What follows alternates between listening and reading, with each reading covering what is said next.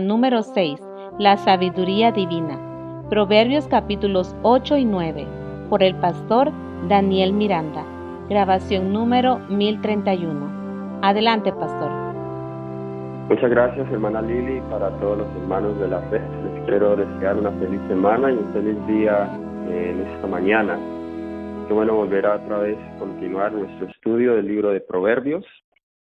Como testimonio, quiero agradecer a todos los directores de la red y ese esfuerzo constante que hacen. Ustedes no se imaginan esto a los lugares donde está llegando. Interesante que acá en Colombia he encontrado personas que le han dicho a mi esposa, mira, estamos escuchando la serie que su esposo está predicando.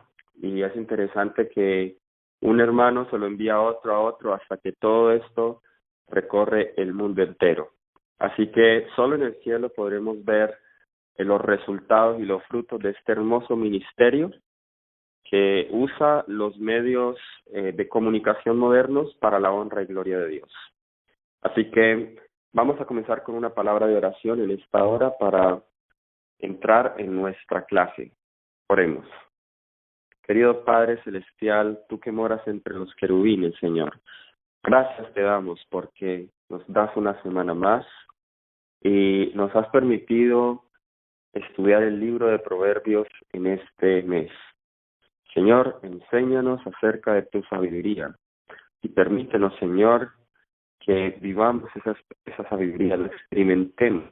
Ayúdanos a tomar buenas decisiones en nuestra vida y ayúdanos y enséñanos a enseñársela a otros, en especial los padres, Padre, que ellos puedan y sepan cómo impartir esta sabiduría a sus hijos.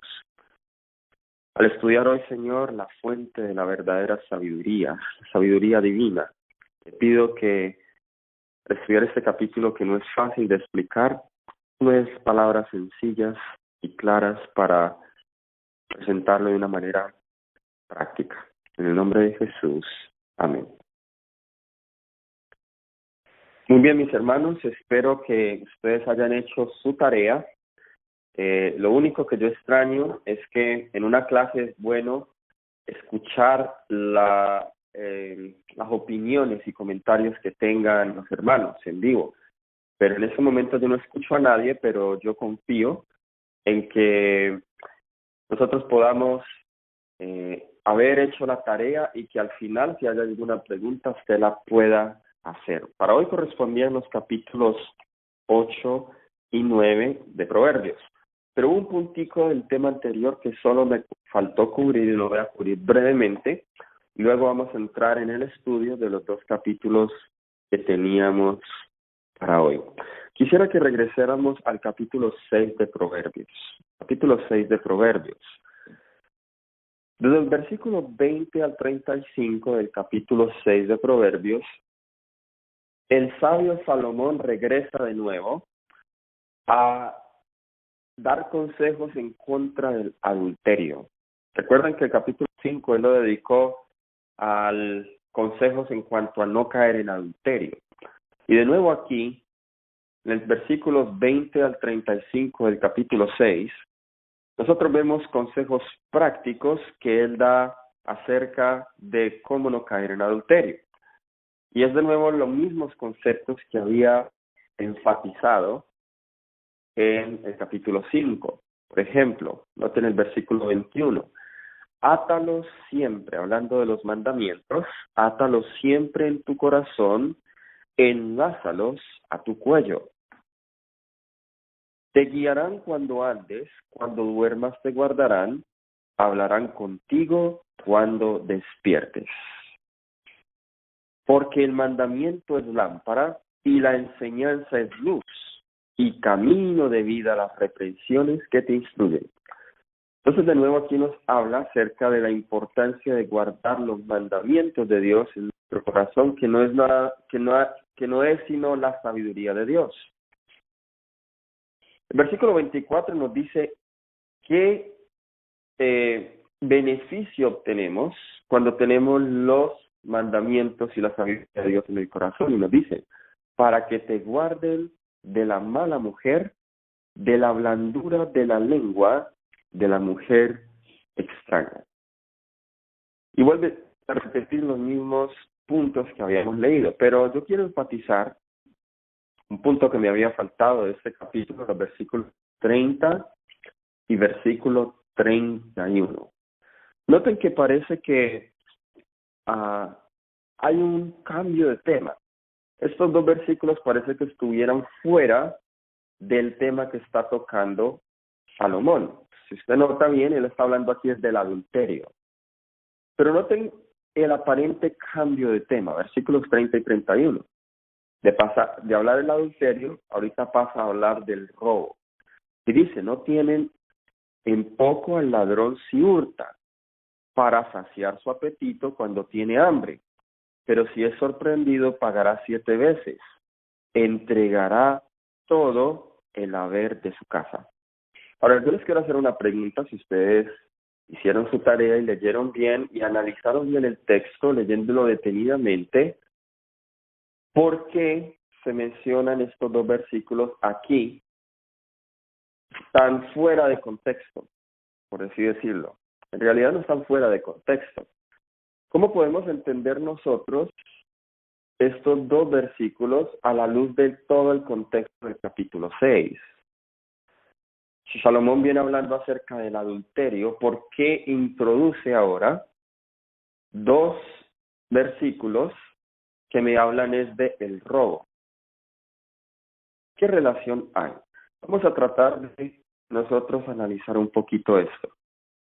Y recuerden, cada vez que usted encuentre algo así en la Biblia, usted tiene que mirar qué cosas contienen las diferentes ideas que se trazan en un capítulo.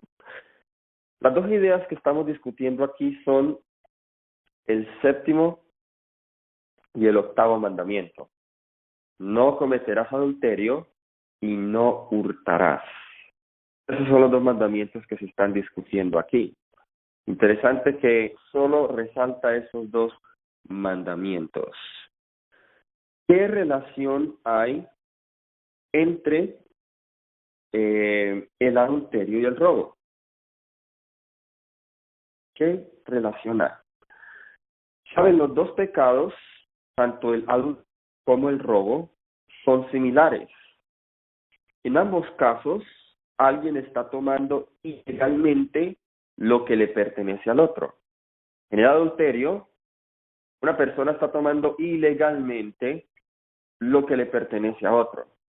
Y al igual es con el robo. Esa es la relación que nosotros encontramos aquí. Sin embargo, hay una diferencia vital entre el robar y el adulterar. ¿Cuál es la diferencia? En el primer caso, solo se trata de la pérdida de un objeto, mientras que en el segundo es mucho más grave. Se puede restituir lo robado, como dice el versículo 31, pero si es sorprendido, pagará 7 veces. Pero en los casos de adulterio, el daño puede ser mucho mayor que en el caso de un robo, sobre todo si hay niños de por medio. Noten que aquí entonces hay una relación entre estos dos mandamientos. Ahora, ¿por qué lo trae aquí Salomón a colisión? El versículo 32 nos ayuda a entender eso. Nos dice, mas el que comete adulterio es falto de entendimiento, corrompe su alma el que tal hace, heridas y vergüenza hallará, y su afrenta nunca será borrada. Uno de los pecados que era los pecados más escandalizadores era el robo. Y aquí Salomón está mostrando que si el robo es algo ofensivo a los ojos de Dios, hay algo aún mucho más ofensivo. Y hay un pecado que es de los pecados que es más difícil reponerse, y es el pecado del adulterio. Cuando uno roba, uno puede deshacer o uno puede, por así decirlo, uno puede enmendar el daño que se hizo, a cierta medida, pagando 7 veces lo que nos habíamos robado. Pero el que comete adulterio corrompe su alma y dice que su afrenta nunca será borrada. El adulterio tiene consecuencias mucho más graves que el mismo robo. Cosa tremenda es eso. ¿Por qué es interesante? Vayamos a un versículo del Nuevo Testamento. Y vamos al libro de Primera de Tesalonicenses. Uno de los vocabularios, uno de los pecados o de los mandamientos que más se menciona en la Biblia es el adulterio, que también se conoce o se le menciona con la palabra fornicación. ¿Sí? Y noten lo que nos dice Primera de Tesalonicenses, capítulo 4, versículo 3. Primera de Tesalonicenses, capítulo 4, versículo 3, nos dice: pues la voluntad de Dios es ¿qué cosa? Es vuestra santificación. ¿Cuál es la voluntad de Dios? La voluntad de Dios es nuestra santificación. En todo lo que nosotros hagamos, esa es la voluntad de Dios.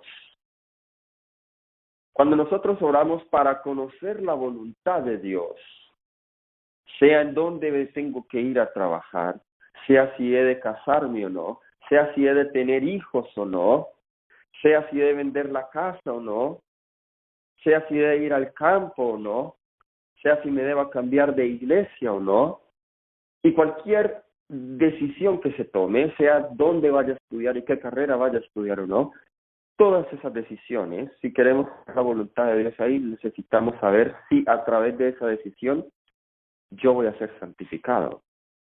Porque la voluntad de Dios es nuestra santificación. Pero note lo que sigue diciendo el versículo.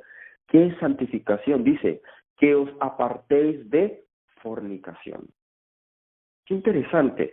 ¿Por qué no nos dice aquí el apóstol Pablo, esta es vuestra santificación, que guardéis todos los mandamientos? Hay otros versículos que dicen eso. O que esta es vuestra santificación, que no robéis. Pero eso no lo está diciendo. Aquí dice, vuestra santificación es que os apartéis de fornicación. ¿Por qué ese mandamiento? ¿Saben por qué, mis hermanos? ¿Saben por qué? El que tiene en su vida cualquier otro Dios es un fornicario. El guardar el séptimo mandamiento trasciende más allá de la familia. Y el séptimo mandamiento trasciende a mi relación con Dios. El séptimo mandamiento es el mismo que el primer mandamiento. No tendrás dioses ajenos fuera de mí. Al igual que el séptimo mandamiento me dice, no tendrás otra persona, otro esposo o otra esposa fuera de él o fuera de ella. El primer mandamiento me dice, no tendrás otros dioses fuera de mí. Y si yo no tengo otro Dios fuera de él, entonces yo voy a guardar el segundo, voy a guardar el tercero, voy a guardar el cuarto, voy a guardar el resto de los mandamientos. Por eso es que la Biblia me ilustra la relación de Dios con su pueblo como la relación de un esposo con su esposa. Y en el libro de Oseas se nos presenta a una iglesia que ha abandonado a su esposo Dios y se ha ido tras otros esposos. Y la presenta como una ramera. Esta es la santificación, que nos apartemos de fornicación. Así que esto es un asunto de vida o muerte. La santificación, nuestra mayor necesidad. Muy bien, vamos entonces al capítulo 8. El capítulo 7 es un capítulo de nuevo repetitivo en cuanto a, estudiamos un poco las artimañas de la ramera, que es la personificación de la necedad en el capítulo 8, en todo el libro de Proverbios. Ahora vamos a comenzar el capítulo 8, mis hermanos, para entrar de lleno en el tema de hoy. Quisiera introducir con el versículo 1. Proverbios capítulo 8, versículo 1. Vamos a estudiar acerca de el origen de la sabiduría divina. Nos dice, no clama la sabiduría y da su voz la inteligencia. Versículo 2. En las alturas junto al camino, a las encrucijadas de las veredas se para, en el lugar de las puertas a la entrada de la ciudad, a la entrada de las puertas da voces. Oh hombres, a vosotros clamo, dirijo mi voz a los hijos de los hombres. Entended, oh simples, discreción, y vosotros necios, entrad en cordura. Oíd, porque hablaré cosas excelentes, y abriré mis labios para cosas rectas, porque mi boca hablará la verdad, y la impiedad abominan mis labios. He aquí el clamor de Dios, del corazón de Dios. No clama la sabiduría, y la sabiduría clama junto al camino.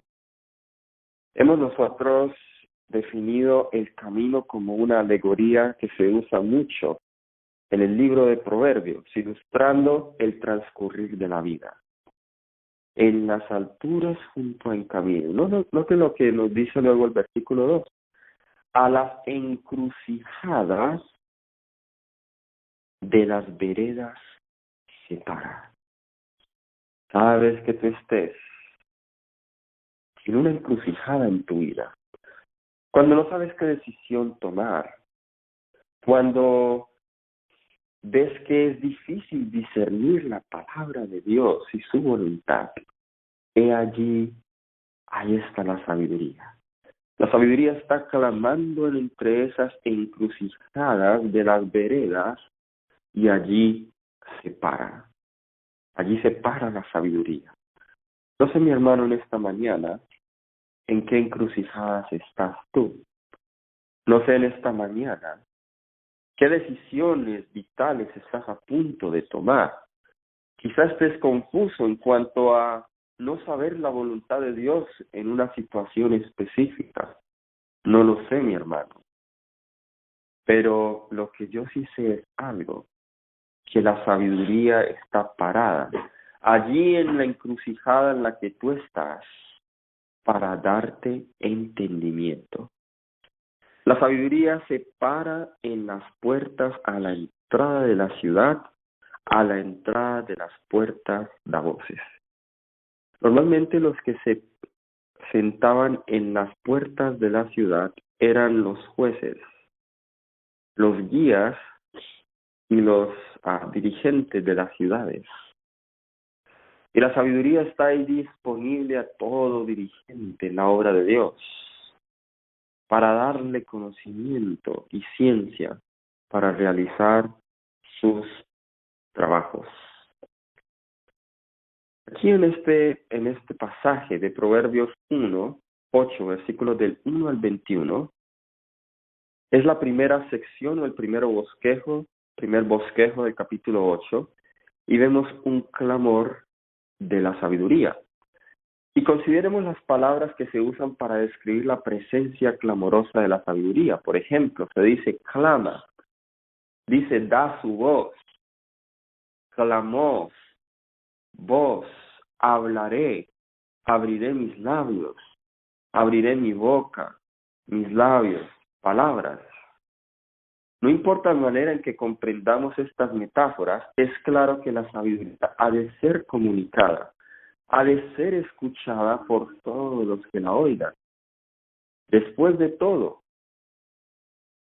lo que señala la sabiduría es una cuestión de vida o muerte, como lo estudiamos en el tema pasado.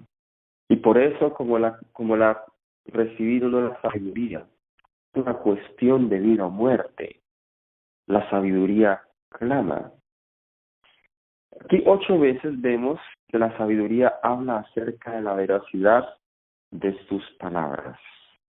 8 veces habla la sabiduría de la veracidad de sus palabras.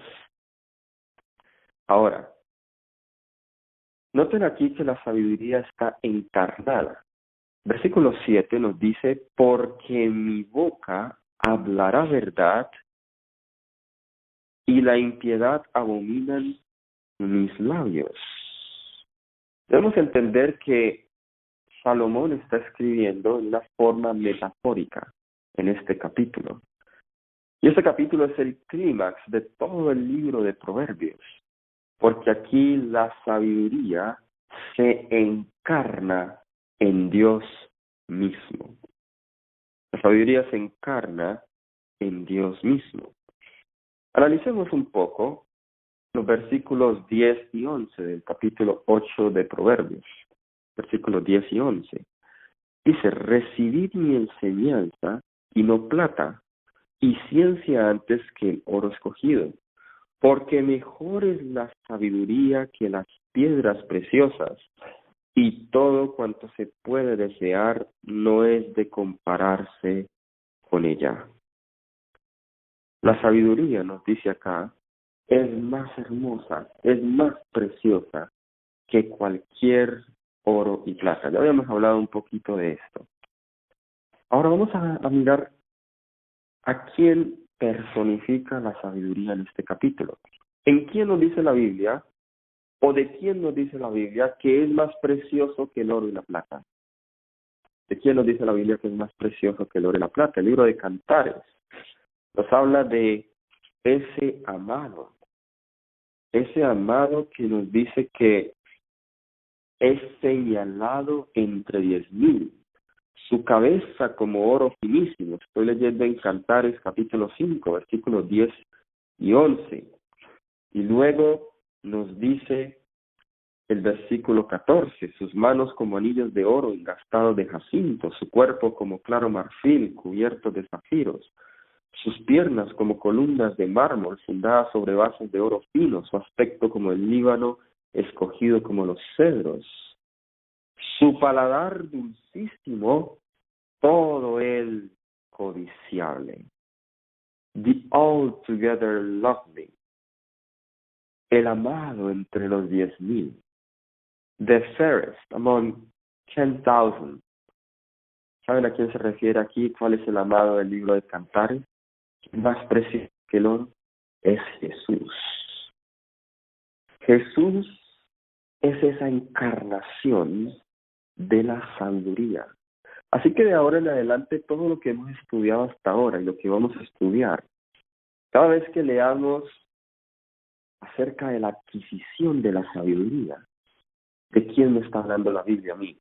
Me está hablando de la adquisición de Jesús. Para yo tener sabiduría, yo debo recibir a Jesús. Debo recibir a Jesús. El mismo Salomón en el libro de Eclesiastés, vayamos allá, el libro de Eclesiastés, fue escrito después de que Salomón cayó en terrible pecado. Como había mencionado en clases pasadas, el libro de Proverbios y el libro de Eclesiastés son un antes y un después. Proverbios fue antes de su caída, al inicio de su reinado, fue escrito. El libro de Eclesiastés fue escrito después de su caída. Y no tiene una reflexión a la que él llegó. Miré yo, capítulo 2, versículos 11 al 13. Miré yo luego todas las obras que habían hecho mis manos, y el trabajo que tomé para hacerlas, y aquí todo era vanidad y aflicción de espíritu, y sin provecho debajo del sol. Después volví yo a mirar para ver la sabiduría, y los desvaríos y la necedad, porque ¿qué podrá hacer el hombre que venga después del rey? Nada, sino lo que ya ha sido hecho. Y he visto que la sabiduría sobrepasa a la necedad, como la luz a las tinieblas. El sabio tiene sus ojos en su cabeza, mas el necio anda en tinieblas. Noten que Salomón llega a la conclusión que la sabiduría está por encima de todo. El que anda en la sabiduría anda en la luz, porque el que tiene la sabiduría tiene a Jesús, quien es la luz del mundo. Ahora, este capítulo 8, como lo había mencionado en la oración, este capítulo 8 es un capítulo un poco difícil de entender. Es un poco controversial. De los versículos, la porción más difícil de entender son los versículos 22 al 31. Así que me gustaría que primero leamos estos versículos y luego vamos a tratar de analizar los puntos principales de cada uno de estos versículos. Noten el vocabulario. Vamos a leerlo allí, espero que ustedes tengan sus Biblias. Vamos a leer de Proverbios capítulo 8, versículos 22 al 31. Noten lo que nos dice. Jehová me poseía en el principio. ¿Quién está hablando aquí? ¿Quién está hablando? Está hablando la sabiduría, ¿ok? Dice, metafóricamente, Jehová me poseía en el principio, ya de antiguo antes de sus obras. Eternamente tuve el principado desde el principio, antes de la tierra. Antes de los abismos fui engendrada, antes que fuesen las fuentes de las muchas aguas. Antes que los montes fuesen formados, antes de los collados ya había sido yo engendrada. No había aún hecho la tierra, ni los campos, ni el principio del polvo del mundo. Cuando formaba los cielos, allí estaba yo. Cuando trazaba el círculo sobre la faz del abismo. Cuando afirmaba los cielos arriba, cuando afirmaba las fuentes del abismo. Cuando ponía al mar su estatuto para que las aguas no traspasasen su mandamiento, cuando establecía los fundamentos de la tierra, cuando con él estaba yo ordenándolo todo, y era su delicia de día en día, teniendo solaz delante de él en todo tiempo.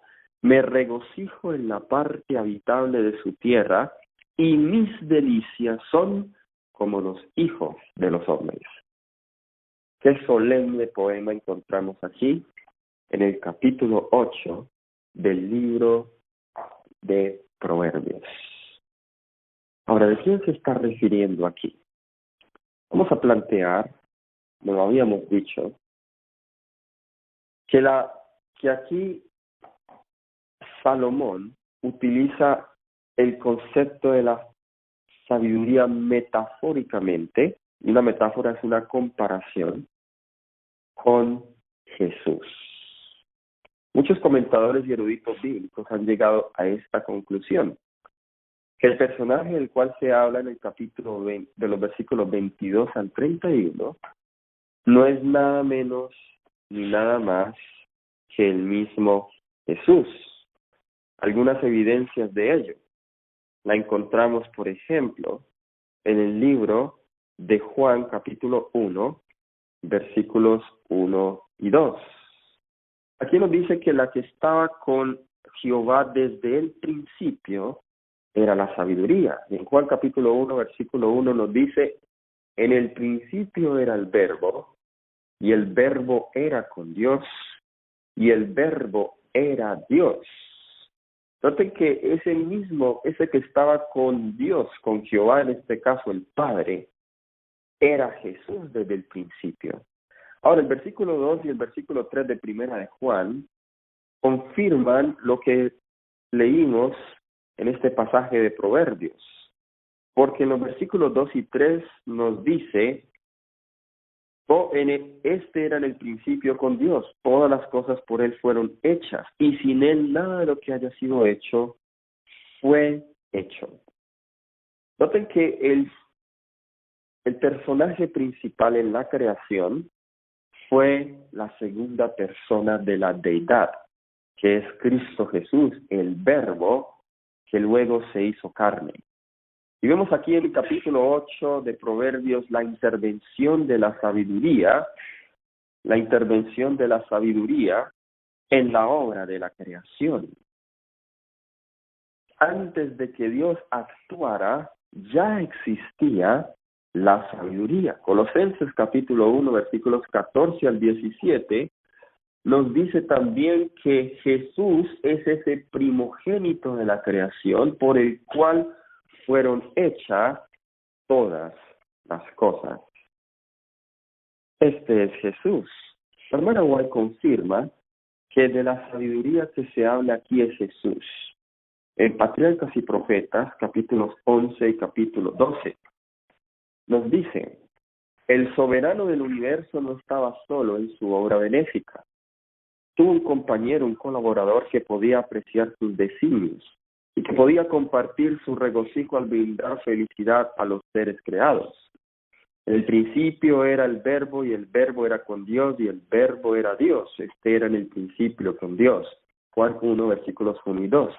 Cristo, el Verbo, el unigénito de Dios, era uno solo con el Padre eterno. Uno solo en naturaleza, en carácter y en propósitos.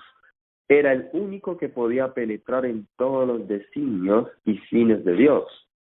Y el Hijo de Dios, hablando de sí mismo, declara, y ella luego cita Proverbios 8, versículos 22 al 30, y nos dice que el que está hablando allí es el Hijo de Dios. Entre comillas dice, Jehová me poseía en el principio de su camino, ya de antiguo, antes de sus obras, eternamente tuvo el principado. Cuando establecía los fundamentos de la tierra, y fui su delicia todos los días, teniendo solaz delante de él en todo tiempo.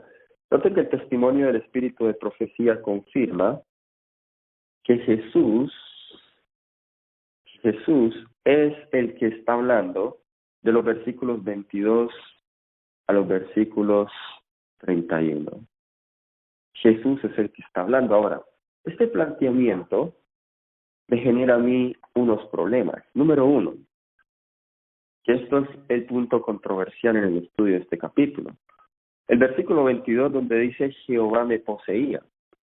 En unas versiones mucho más antiguas y originales, como la Septuaginta y la Peshitta, nos dice que Jehová me creó en el principio. De hecho, la palabra que se utiliza allí para poseer es la palabra hebrea kaná. Es la palabra hebrea kaná. En algunos versículos, esta palabra se traduce como crear. Vamos a ver algunos ejemplos en donde se utiliza la palabra kaná. Noten, por ejemplo, vamos a Deuteronomio 32, versículo 6. Deuteronomios capítulo 32, versículo 6. Nos dice, así pagáis a Jehová, pueblo loco e ignorante, ¿no es él tu padre que dice la Biblia allí, creó? Él te hizo y te estableció. Esa palabra creó aquí en este versículo es la misma palabra hebrea kaná, que se traduce aquí como crear. Noten lo que dice Salmo 139, versículo 13. Salmo 139, vamos a leer el versículo 13. Utiliza la misma palabra kaná y dice, porque tú formaste mis entrañas, tú me hiciste en el vientre de mi madre. Palabra para hiciste, allí creaste, la palabra kaná. Noten otro ejemplo en donde esta palabra se utiliza en Génesis capítulo 14, versículos 19 y 22. De nuevo, en el contexto de la creación. Génesis capítulo 14, de Dios como creador. Génesis 14, versículo 19 y 22. Hablando de Melquisedec, dice, y le bendijo diciendo, bendito sea Abraham, el Dios altísimo, creador, tiene esa misma raíz de Caná, creador del cielo y de la tierra. En el versículo 22, hablando de Jehová Dios altísimo, creador de los cielos y de la tierra. Ahora, ¿cómo podemos entender entonces esta palabra aquí? De hecho, una mejor traducción, la palabra crear, la palabra Caná no solamente significa crear, sino que también significa poseer. Ese es otro significado mucho más amplio de la palabra Caná. El libro de Génesis, capítulo 4, versículo 1, me da a entender un poco más acerca del significado de la palabra Caná. Nos dice, conoció Adán a su mujer Eva, y la cual concibió y dio a luz a Caín, y dijo, por voluntad de Jehová he adquirido valor. ¿Saben ustedes En hebreo, ¿cuál es la palabra aquí? Dar a luz. Es la misma palabra caná. ¿Ok? Es la misma palabra caná. Así que el término hebreo caná, traducido como poseído, tiene también la connotación de engendrar en vez de crear. Más bien de dar a luz en vez de crear. Ahora, vayamos entonces a Proverbios 8. ¿Cómo entendemos entonces aquí, en Proverbios 8, esta palabra Jehová me poseía, Jehová me dio a luz, con los versículos también 24 y 25? Esto es lo que nos dice aquí los versículos 24 y 25. Aquí encontramos otra palabra que es mucho más controversial todavía. De hecho, los arrianos son los que creen que Jesús fue creado, que Él no es eterno, que Él en un punto de la eternidad, Él fue creado por el Padre. Y cuando nosotros decimos que aquí se refiere a Jesús, nos dice antes de los abismos fui engendrada, y nota en el versículo 25 me dice, antes de los collados ya había sido yo engendrada.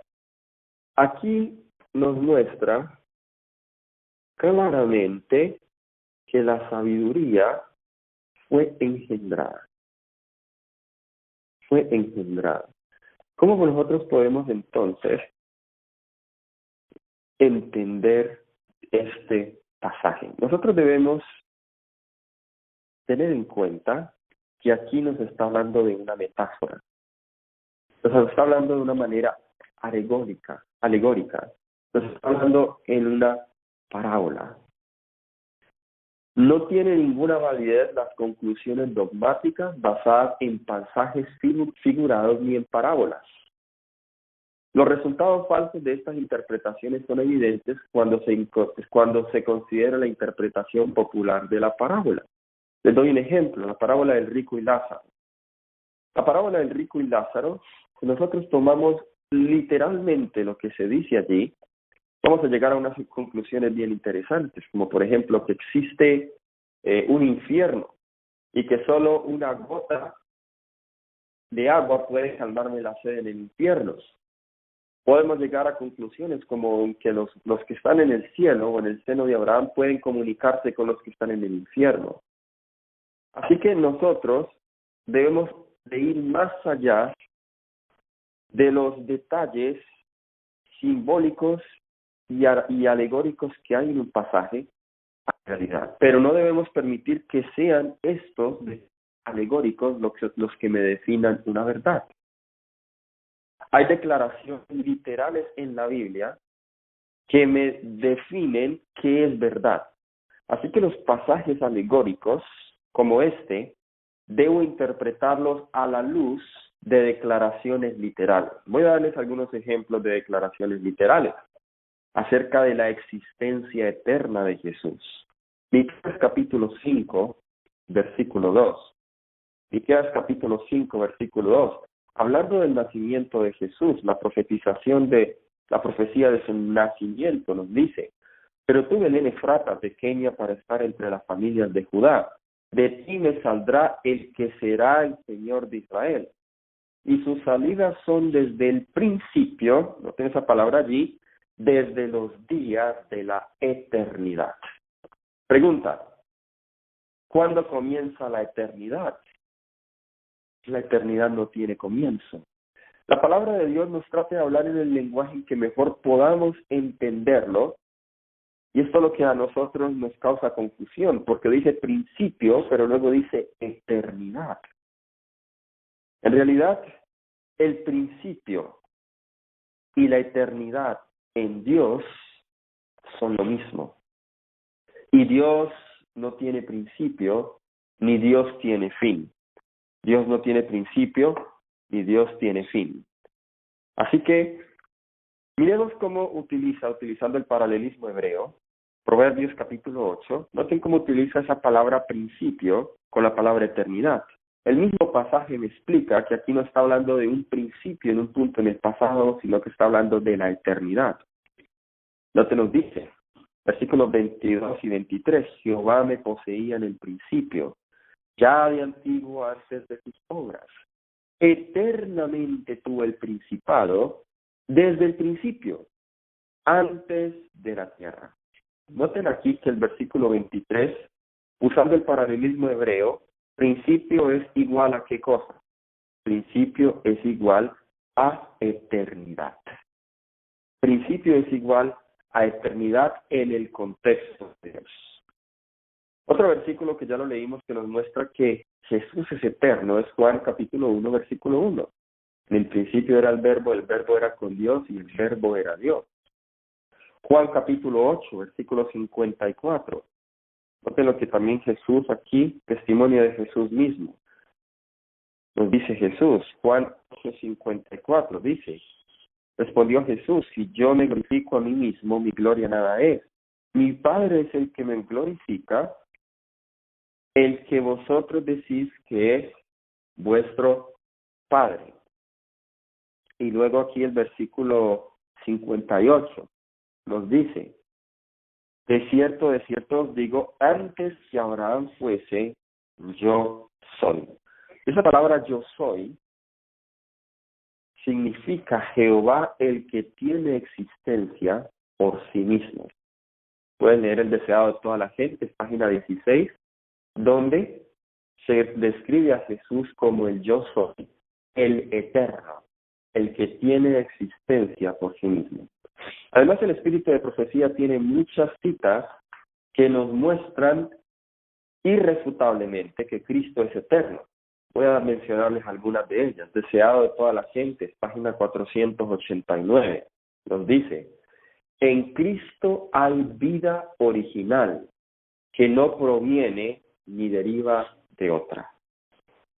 Noten aquí, en Jesús hay vida original que no proviene ni deriva de otro. ¿Eso quién es? Solo es Dios quien puede tener vida original. Noten esta otra cita muy clara. Review and Herald, mayo 4 de 1906. El Señor Jesucristo, el divino Hijo de Dios, existió desde la eternidad como persona diferente, pero a la vez uno con el Padre. ¿Ok? Noten que esta cita dice claramente existió desde la eternidad. Noten esta otra cita, Evangelismo, página 446 y 447. Cristo es el preexistente Hijo de Dios, que existe por sí mismo.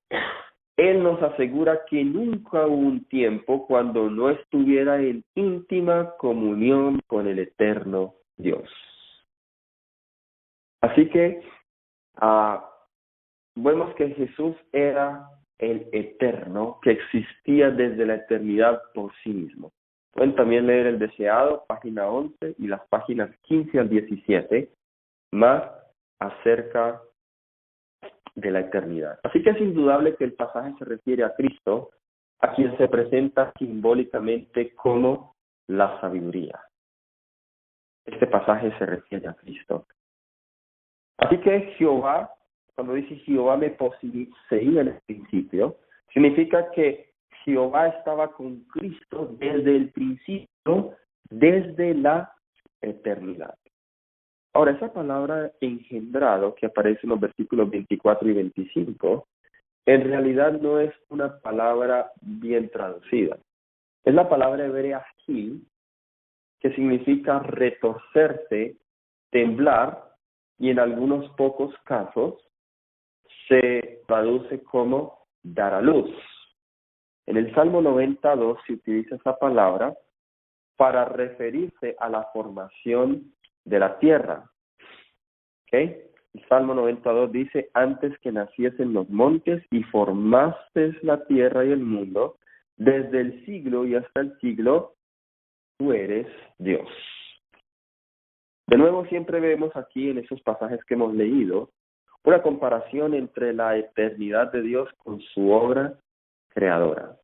Pero esta palabra Hil, aquí se lo coloca en un sentido metafórico, para referirse a la sabiduría. Y noten que una mejor traducción de esta palabra sería dar a luz. Ahora, ¿cuál es la diferencia entre engendrar y dar a luz? ¿Cuál es la diferencia? Lo que cuando se engendra es cuando existe la unión entre, vamos a hablarlo en el sentido del embarazo, para comprender esto, la unión entre las dos células, masculina y femenina, el espermatozoide y el óvulo. Eso es engendrar. Pero dar a luz es cuando ese feto se ha desarrollado y luego sale, que es una ilustración de la obra creadora de Dios. ¿Saben ustedes? No tengo tiempo para probarles esto. Yo tengo una convicción personal. Y como yo digo, esta es una convicción personal.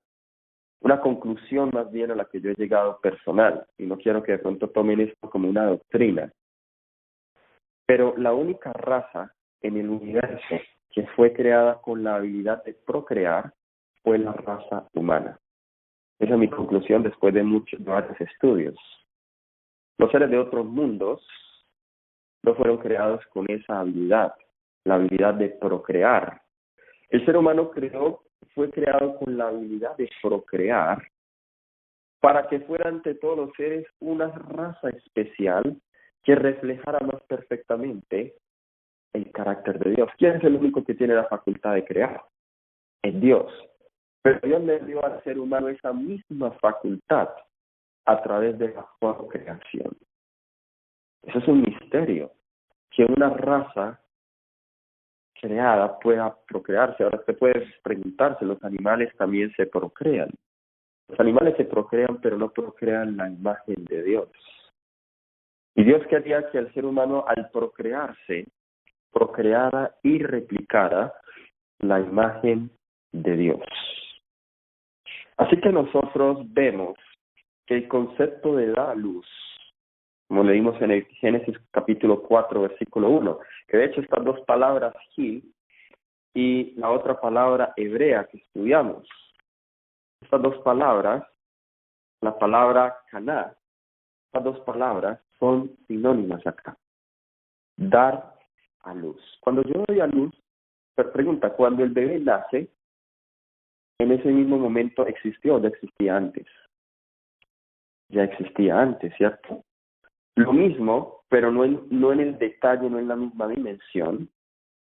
Pero nos dice que la sabiduría fue engendrada, no significa que esta fue la primera vez que apareció, ya existía. Pero ¿cómo fue que Dios dio a luz a la sabiduría? Dios dio a luz a la sabiduría creando. La sabiduría ya existía, Cristo Jesús.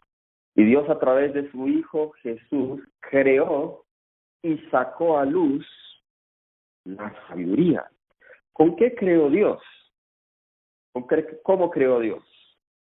Salmo 33, versículo 6 y versículo 9 dice, por la palabra de Dios fueron hechos los cielos y todo el ejército de ellos por el aliento de su boca. Dios creó con su palabra. Y noten lo que dice Proverbios capítulo 2, versículo 6. Porque Jehová da sabiduría, y de su boca viene el conocimiento y la inteligencia. Cuando Dios creó de su boca, cuando Dios habló de su boca creó, y a él hablar dio a luz a la sabiduría. Pero esa sabiduría viene de Dios. Esta metáfora entonces lo que nos ayuda a comprender, nos ayuda a entender de una manera poderosa, de hacernos comprender que si nosotros no debemos hacer nada sin la sabiduría, porque el mismo Dios no ha hecho nada sin ella. Esta es la lección que entendemos aquí. El mismo Dios no hizo nada sin la sabiduría. Así nosotros no debemos hacer nada sin la sabiduría. Y quiero terminar, perdónenme que me he pasado un poco el tiempo, pero no quiero dejar esto inconcluso.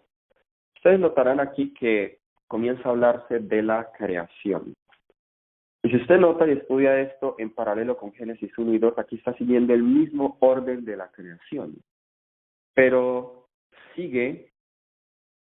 se centra en los tres aspectos principales de la creación que era necesario para el resto de la creación. Y era la creación de los cielos, la creación de las aguas, de los mares y la creación de la tierra.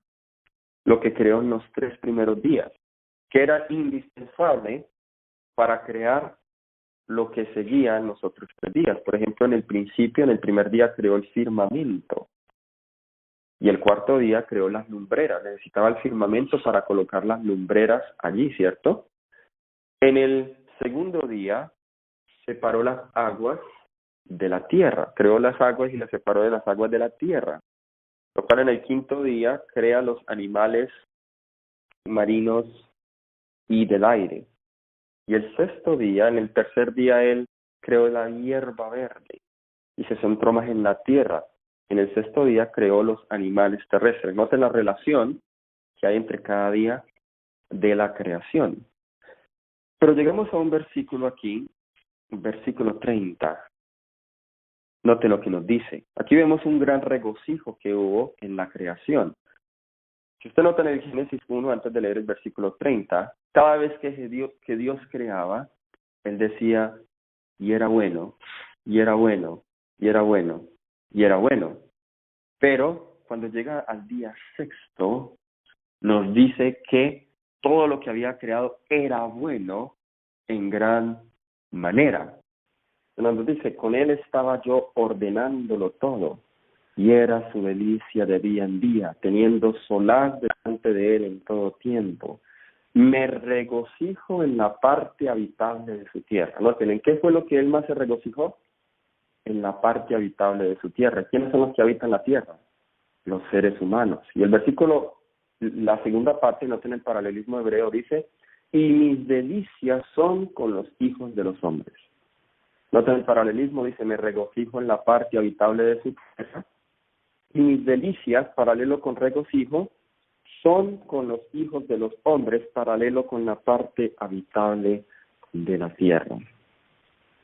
Lo que le causó más gozo a Dios fue la creación del mismo hombre. La sabiduría se regocija siempre delante de Dios, encontrando alegría en la raza humana y deleite en el mundo y sus habitantes.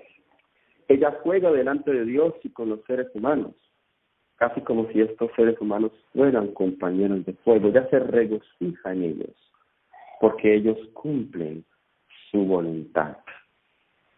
Hermanos, cuando Dios terminó de crear todo, y creó al ser humano y en el séptimo día descansó, Dios terminó su obra perfecta. Dios acabó de crearlo todo. Y Dios dejó el sábado como esa obra culminante, como ese memorial culminante de la obra de la creación, para que cuando nosotros lleguemos al sábado, Él lo haya creado todo perfecto. Estás permitiendo que el Señor Jesús y que su sabiduría sábado tras sábado, semana tras semana, te cree a ti como un ser perfecto en Cristo Jesús. Versículo 30 nos dice, con Él estaba yo ordenándolo todo. Hoy nuestras vidas necesitan hoy orden. ¿Cuántas familias no necesitan orden hoy? ¿Cuántas familias, cuántos hijos, cuántos hogares, cuántos ministerios, cuántas iglesias no necesitan orden hoy? Ahí está la sabiduría, ordenándolo todo. El versículo 35, para ir concluyendo, nos dice, ¿cómo le llama la Biblia al que halla la sabiduría? Porque el que mira aquí hallará la vida y alcanzará el favor de Jehová. Versículo 34, bienaventurado el hombre que me escucha, velando a mis puertas cada día, aguardando a los postes de mis puertas. Escuchar en la Biblia significa obedecer. No simplemente escuchar pasivamente, sino obedecer. Bienaventurado el que me escucha. ¿Cuál es la mejor manera? O desde qué horas más bien debo yo comenzar a buscar esa sabiduría diaria? En el versículo 17, Proverbios 8:17, dice: yo amo a los que me aman, y me hallan los que temprano me buscan. Yo alabo al Señor por la red Despierta Pueblo Mío, porque temprano se levanta a buscar la sabiduría de Dios. Dios dice: yo amo a los que me aman y que temprano me buscan. Esta mañana, mi hermana, haya fallado la sabiduría. Es la clave de todo. Y si la has hallado, alcanzarás el favor de Jehová. El Señor te bendiga en esta hora. Nuestro Dios sabio, eterno, que moras desde la eternidad, gracias te damos, Señor, que en tu palabra nos has presentado cosas profundas, cosas que para nuestra mente finita son difíciles de comprender. Ayúdanos a aceptarlas por fe y a recibir en nosotros Jesús, en quien están escondidos todos los tesoros de la sabiduría y del conocimiento. Señor, gracias, porque nos has permitido que tenemos hoy de mañana. No te queremos perder de vista hoy, Señor. Ayúdanos a tomar las mejores decisiones en las encrucijadas de las veredas. Ayúdanos, Señor, a que prestemos oído a tus mandamientos y que los guardemos en nuestro corazón y que los coloquemos en nuestras gargantas como collares. Bendice, Señor, el estudio de Proverbios, que este mes, Señor, sea una experiencia transformadora en nuestras vidas. Todo esto lo pido en el nombre de Jesús. Amén.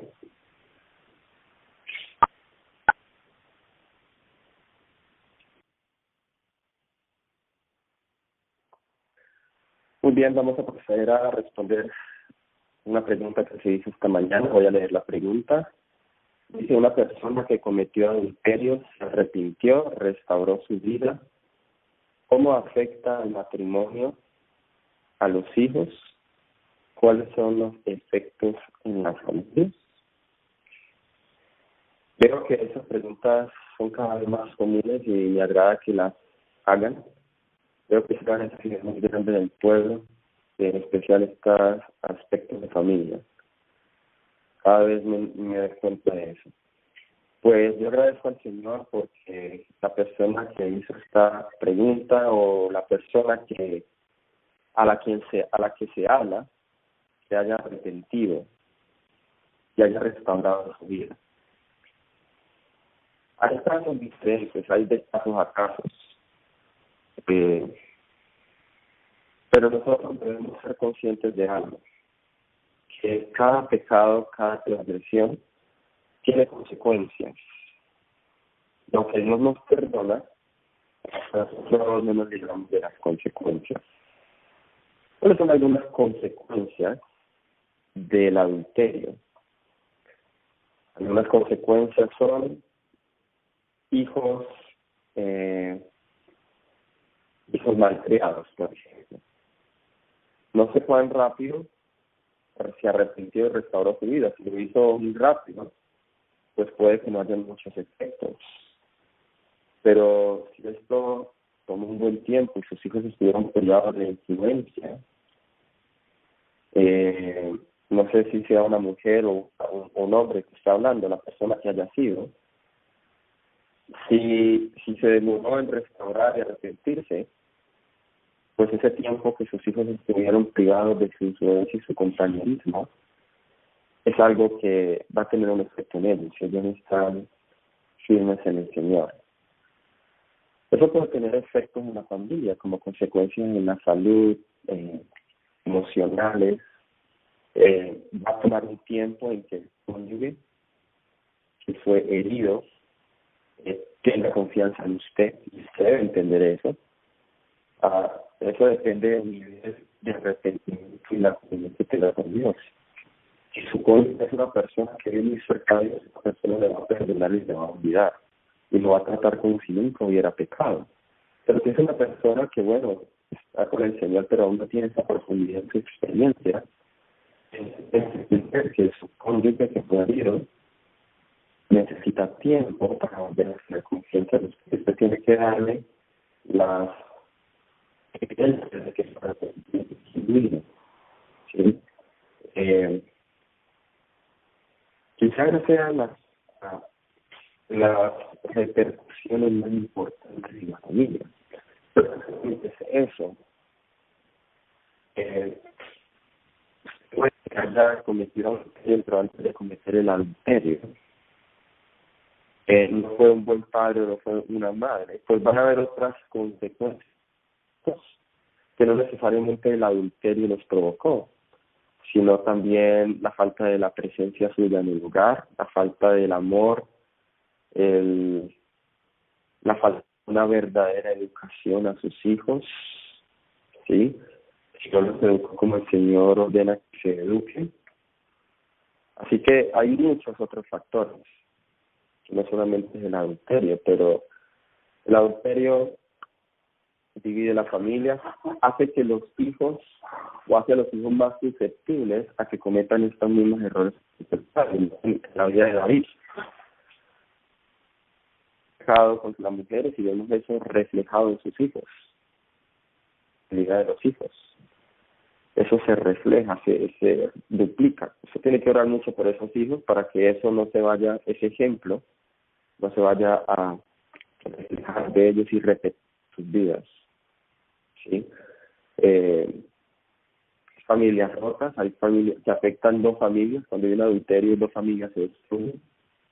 Yo diría que hasta 4 familias se destruyen. El arrepentimiento Dios perdona, pero pueden que queden secuelas. Y hay que tomar esas secuelas en fe y esas consecuencias y confiar que Dios, aún de lo malo, puede sacar algo bueno. Esa sería mi respuesta para esa pregunta. Muchas gracias y que el Señor les bendiga.